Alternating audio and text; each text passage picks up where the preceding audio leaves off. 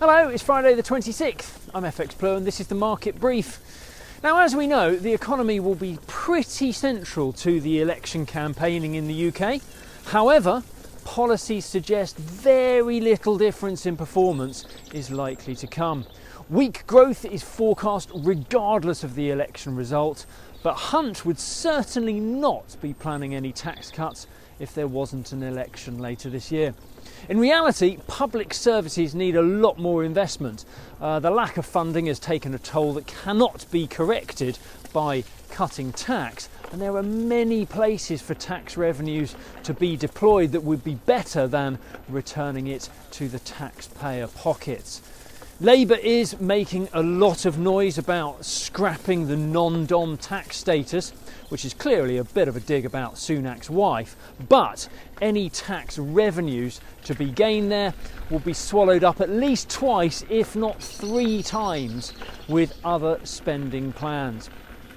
Not to turn this into a campaign speech or anything, but the main choices are looking a little bit like we're damned if we do and damned if we don't. So, I'm just putting it out there.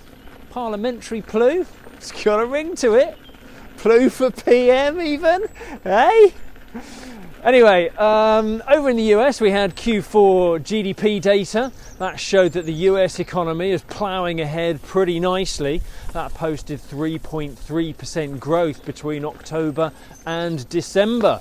Growth is clearly outpacing the fears of a downturn now, and the idea of a soft landing is very much on the cards now. The Fed will feel very little pressure for a rate cut now, and that may also remain the case for the next 2 or 3 meetings. We'll have to see about that one. Jobless claims jumped to 214,000 though. That was up from 190,000 last week, which is something to keep an eye on, especially with non-farm payrolls on the horizon. Any lingering concerns of a recession should have been put to bed now though, and that means that the market can look at the longer term economic effects of the election. Meanwhile, the dollar does look poised to make some gains, but any follow through there is rather lacking at the moment. The dollar index ran out of steam yesterday and closed back around 103.50. Sterling fell to 126.80, but then rallied to close around 127.05 on the day. We kick off this morning from around 126.95 against the dollar. We're 117.25 against the euro, and euro dollar is around 108.25 on the open.